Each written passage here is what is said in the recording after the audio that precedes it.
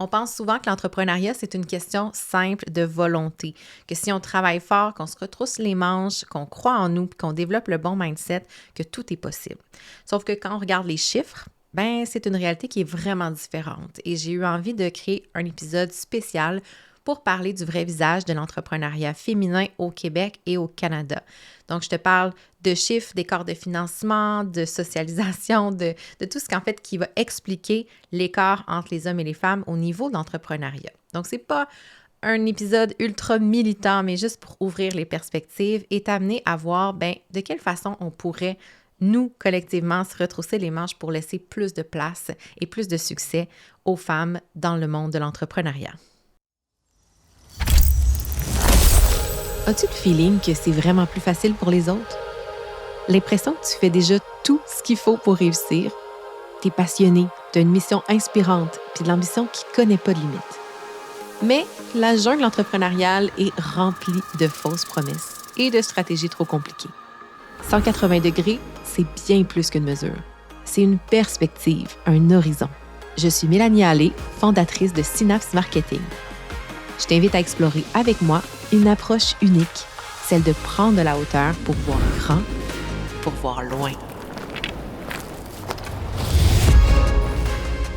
Parce que voir à 180 degrés, c'est regarder l'ensemble du paysage sans se perdre dans les détails.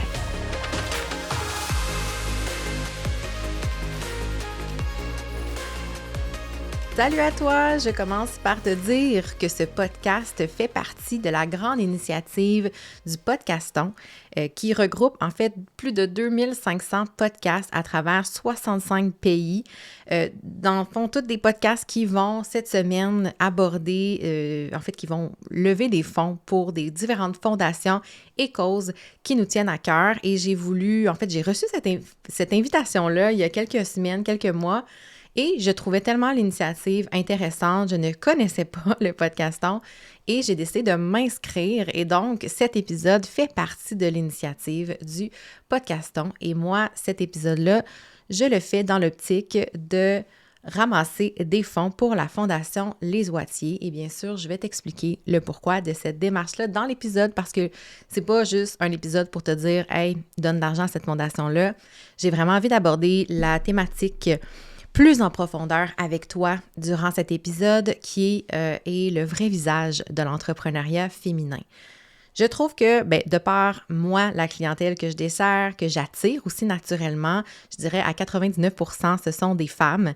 Et je pense que ça a beaucoup teinté la mission que je me suis donnée de par mon expertise, de par le type d'offre que j'avais envie de mettre de l'avant. Et il y a aussi un aspect, je pense, on va dire féministe en fait, à ce que je prône comme mission, parce que je pense fondamentalement que l'entrepreneuriat est un véhicule de reprise de pouvoir personnel et de développement personnel immense. Mais les chiffres nous laissent croire qu'il y a peu de place pour les femmes et ça me fait beaucoup de peine quand je regarde ça et j'avais envie qu'on en jase durant cet épisode-là. Parce que quand on parle d'entrepreneuriat féminin, on entend souvent des termes comme « girl boss », on voit des brunchs avec des mimosas, des grands jets, on a l'impression que c'est très jet set, on parle d'argent de façon décomplexée, alors que finalement, sur le terrain, c'est pas aussi décomplexé que ça et c'est pas aussi on va dire, équitable dans les moyens, les forces que les femmes ont pour développer leur place. Donc, l'entrepreneuriat, c'est oui de la liberté, de l'alignement, on a besoin de prendre notre place, on s'inspire de ces femmes-là, mais quand on regarde justement, quand on creuse, on sort des beaux contenus Instagram, des discours de motivation, des chiffres qui font rêver. Sur le terrain, la réalité, elle n'est pas rose pour toutes ces femmes-là et c'est justement de ça que j'avais envie de te parler. D'abord, si on regarde là, pour commencer, le portrait justement de l'entrepreneuriat au Québec, en fait au Canada plutôt, là, parce que mon chiffre est sorti de Statistique Canada, donc il y aurait entre 18 et 20% des PME qui sont détenues majoritairement par des femmes. Donc, on est à 1/5. Donc, seulement une PME sur 5 qui va être détenue par une femme. Et ça, c'est des chiffres de 2020. Ça veut dire, honnêtement, que les hommes, effectivement, ont 4 entreprises sur 5 au Canada. Et là, je parle des PME parce que, bien sûr, c'est le marché auquel je m'adresse, mais quand on regarde dans les grandes entreprises, ces chiffres-là, clairement, diminuent. Là. Puis c'est pas juste un petit écart, c'est très structurel. Et c'est ça qui m'a donné envie, justement, de parler, finalement, d'entrepreneuriat féminin. Au Québec, même les statistiques qu'on peut ressortir au niveau de l'Institut de la statistique du Québec sont sensiblement dans les mêmes proportions. Donc, finalement, c'est la question que je me suis posée en préparant l'épisode, c'est est-ce que c'est juste parce que les femmes n'ont pas nécessairement envie tant que ça d'entreprendre ou est-ce que c'est une question d'accès puis justement d'égalité des chances? Puis quand on parle d'entrepreneuriat, il y a plusieurs questions qui viennent parce que dépendamment de notre modèle d'affaires, ça se peut qu'on ait besoin d'accès à certains financements. Et quand on regarde encore une fois les statistiques, il y a environ, pas probablement, là, j'ai les chiffres, moins de 5% qui vont être accordés en termes là, de capital de risque, donc vraiment des financements pour les entreprises qui veulent se lancer ou développer des volets de leur entreprise. Il y a seulement 5%, moins de 5% plutôt, qui va être accordé à des équipes fondatrices qui vont être entièrement féminines. Donc, on peut parler de mindset financier, de mindset d'entrepreneur autant qu'on veut, mais le carburant financier, lui, il ne circule pas de façon équitable, OK? C'est pas une question de mindset dans certains modèles d'affaires, là, c'est un peu inquiétant. Cette croissance-là, l'égalité des chances, pour moi, ne fait pas de sens et n'est pas équitable. Et là, on se dit, est-ce que c'est juste que les femmes ne sont pas acceptées plus facilement dans tout le volet financier? Ce qu'on se rend compte, c'est que, non, en fait, c'est qu'elles ne vont pas demander du financement. Les femmes sont moins enclines à aller chercher du financement externe. Et on pourrait dire, est-ce que c'est un manque de confiance? Est-ce que c'est juste que le système, justement, ne va pas les favoriser? On sait qu'il y a beaucoup de femmes qui ne sont pas propriétaires, qui n'ont pas d'actifs. Si c'est des femmes qui ont eu des enfants et qui sont restées mamans à la maison, c'est très difficile d'acquérir ce même niveau de capital financier que leurs homologues masculins, on va dire ça. Puis les autres données qui sont importantes aussi que je voulais adresser dans l'épisode, c'est que les femmes vont évidemment consacrer plus de temps, d'heures par semaine à tout ce qui est gestion de la famille, soins domestiques, mais tâches domestiques. Donc, il y a toute cette proportion-là qui est en fait liée un petit peu à la non-égalité de la charge mentale à la maison. Et les femmes, dans le fond, bâtissent principalement leur entreprise avec ces obligations-là qui sont un peu invisibles. Donc, on suppose que malgré l'implication familiale, malgré l'implication au niveau des tâches à la maison, elles ont la même possibilité de développer une entreprise solide et rentable au même titre qu'un homme. Et c'est là où je trouve qu'on a un angle mort immense parce que, du côté de l'entrepreneuriat féminin, c'est d'autant plus des entreprises qui vont se construire le soir, quand les enfants sont couchés, après les devoirs, entre les responsabilités. Et ça, c'est vraiment pas juste un détail, là, c'est vraiment une variable économique importante. L'autre volet qui explique ce portrait-là, il y a toute l'espèce de décalage culturel, tout ce qui a trait à la socialisation qu'on a en tant que femme. Les garçons vont être davantage encourager très jeune à prendre des risques, alors que du côté des filles, on nous apprend sois prudente, apprends à collaborer, sois consciencieuse. Donc, tout ce volet-là, c'est sûr que ça se répercute dans le visage de l'entrepreneuriat parce que, c'est sûr qu'il y a une part de risque lorsqu'on fonde une entreprise, et encore plus, justement, on va chercher du capital, on va aller chercher des subventions et tout ça. Donc, ça demande quand même de savoir prendre des risques, mais on est peut-être aussi moins socialisé à cette part de risque-là. Puis, tu sais, je ne sais pas si vous avez sûrement déjà vu, constaté dans les entreprises, puis là, je parle même pas, je sors du cadre de l'entrepreneuriat, mais souvent, les hommes, statistiquement, sont plus enclins à appliquer sur des postes, des emplois pour lesquels ils n'ont pas les capacités ou la compétence, du moins à 100% de ce qui est demandé dans l'offre d'emploi, mais ils vont avoir cette audace-là de s'essayer, comme on dit, de quand même appliquer sur ces postes-là, alors que les femmes vont plus être dans la conscience de « Ah, mais il me manque 3-4 affaires, j'oserais pas, j'ai pas l'impression que c'est pour moi. » Puis j'ai l'impression que ce mindset-là se reflète énormément aussi dans l'entrepreneuriat parce que, on a comme une espèce de syndrome peut-être de l'imposteur qui vient beaucoup plus rapidement que pour nos homologues masculins, si je peux dire. Donc, c'est clair que c'est pas une question de déficit de compétences, mais c'est vraiment une différence, je pense, fondamentale dans la perception du risque et de notre place. Puis, là, je t'ai partagé plein de chiffres, plein de faits, en fait, d'explications pourquoi, justement, on est seulement à une entreprise sur 5 au Canada, une PME sur 5 qui est détenue par une femme. Puis moi, ben c'est sûr que de mon point de vue, ça m'attriste énormément parce que ce que je vois chaque semaine, moi, ce sont des femmes inspirantes qui ont eu le courage de se lancer, de partir leur entreprise et à chaque fois, c'est une question de reprise de pouvoir. C'est une question, oui, de liberté, de choix de temps, mais encore plus profondément, une liberté d'entreprendre dans sa vie pour vrai, selon ses termes, et de reprendre justement ces leviers-là qu'on a dans notre vie sur qu'est-ce qu'on va faire, comment on va travailler, avec qui on va travailler, et de créer aussi de la richesse. Parce que même si les statistiques ne sont pas, disons, très encourageantes par rapport aux proportions de revenus puis de la rentabilité de certaines entreprises détenues par des femmes, j'ai l'impression que c'est là la grande, finalement, injustice. Puis c'est ce pourquoi, majoritairement, ce que je fais, c'est aider ces femmes entrepreneurs-là à développer, moi, à mon niveau, c'est via le marketing, mais à se développer pour aller chercher de la croissance, aller chercher de la liberté financière, à ne pas être prise, on va dire, sous quelconque joug, là, tu sais, que ça soit de dépendre de son chum, de son mari. Puis là, comprends-moi bien, là, on est toutes en couple, puis il y a des deals qui sont très intéressants puis qui font du sens, mais que ce soit pas un enjeu financier, que ce soit vraiment une question de reprise de pouvoir, pour moi, c'est ultra important. Tu sais, reprise de pouvoir sur son horaire, sur ses revenus, sur sa trajectoire.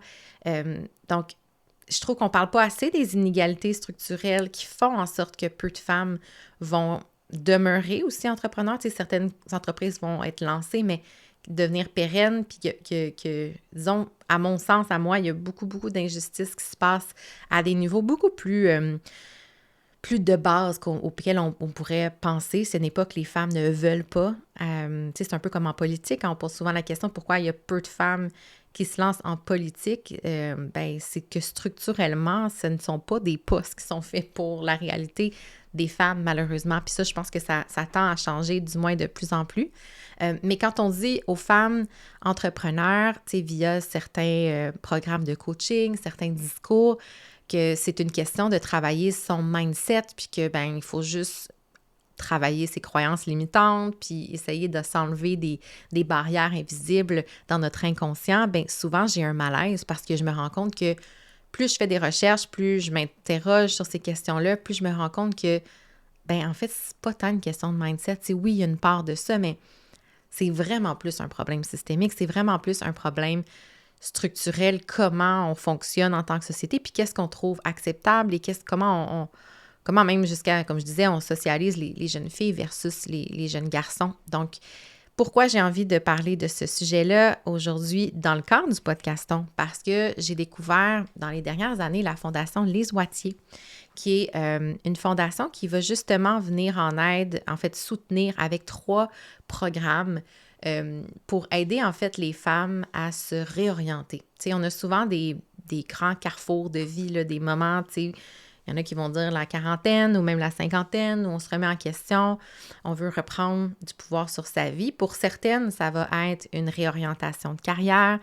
Pour d'autres, ça va être de fonder justement leur entreprise. Et justement, un des 3 parcours qui sont offerts avec la Fondation, c'est le parcours pour les femmes qui veulent créer, fonder leur entreprise. Et pour moi, je trouve ça vraiment intéressant parce que c'est une fondation qui va permettre de développer les skills, les habiletés entrepreneuriales, qui va mentorer ces femmes-là, qui va offrir du soutien financier, qui va développer leur leadership de ces femmes-là et qui va ultimement amener de l'autonomie économique, qui vont amener ces femmes-là à être autonomes sur le point de vue financier. Et ça permet justement de sortir des femmes de situations plus vulnérables à des projets porteurs, souvent des projets de cœur. Il y a beaucoup de femmes à qui j'ai parlé dans les dernières années qui avaient un projet entrepreneurial qui leur était cher. Et des fois, c'est un manque de ressources, c'est un manque d'entourage et cette fondation-là sert justement à développer ça pour ces femmes-là. Pour moi, c'est majeur et je pense que de soutenir les femmes entrepreneurs, c'est pas juste un geste qui est symbolique, en fait. C'est vraiment quelque chose qui, socialement, économiquement, va avoir beaucoup, beaucoup d'impact. Tu sais, souvent, pour chaque femme qui va développer son entreprise, qui va être rentable, qui va être, on va dire, souveraine d'un point de vue aussi économique, d'un point de vue autonomie, ça permet non seulement de s'épanouir, mais aussi de se développer et de regagner souvent confiance en elles, en leurs capacités. Les entreprises qui sont détenues par des femmes portent surtout des valeurs parfois différentes, parfois les mêmes. Là, je sais que c'est pas vraiment un enjeu qui est strictement genré, mais ce que je veux passer comme message, c'est qu'il y a un intérêt vraiment fort à développer puis à aider ces femmes-là qui veulent avoir une entreprise. Et c'est pour ça que j'ai décidé de soutenir la Fondation Les Joitiers avec cet épisode du Podcaston. Moi, ce que j'ai envie, en fait, c'est qu'il y ait plus de femmes entrepreneurs, femmes dans le milieu des affaires dans les prochaines années. Et ce qu'il faut faire aujourd'hui pour voir ce changement-là, c'est de soutenir celles qui sont en train de les bâtir aujourd'hui.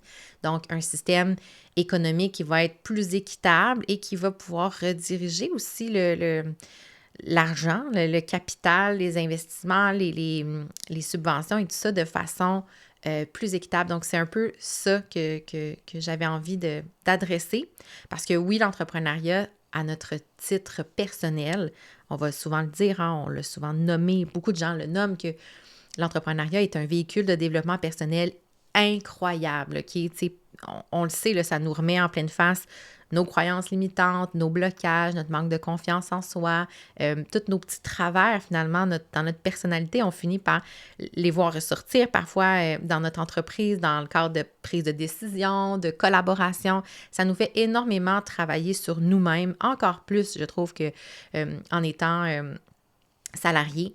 Donc, oui, à un point de vue individuel, l'entrepreneuriat est incroyablement, on va dire, propulseur pour nous-mêmes.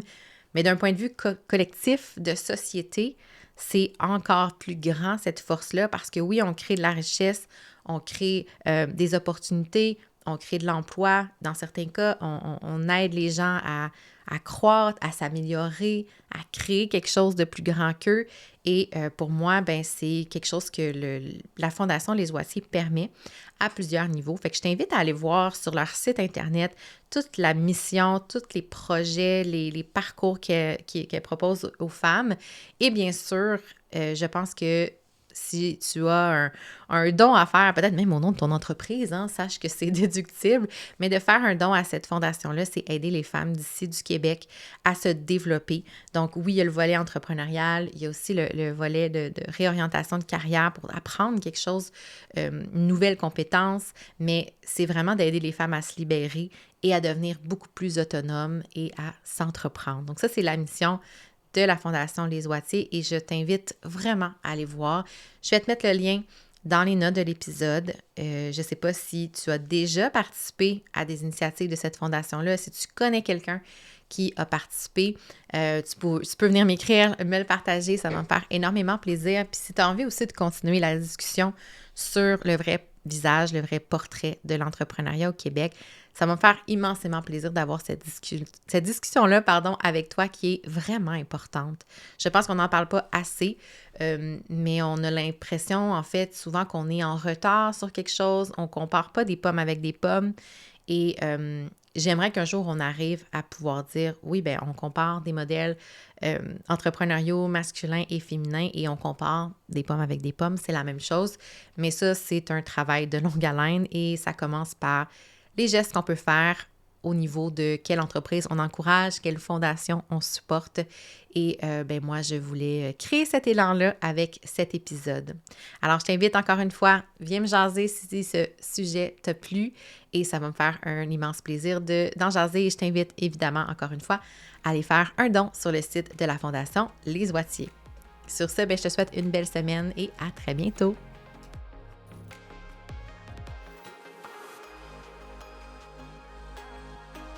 Wow! Merci d'avoir passé ce moment avec mon podcast dans tes oreilles. Ça me touche énormément.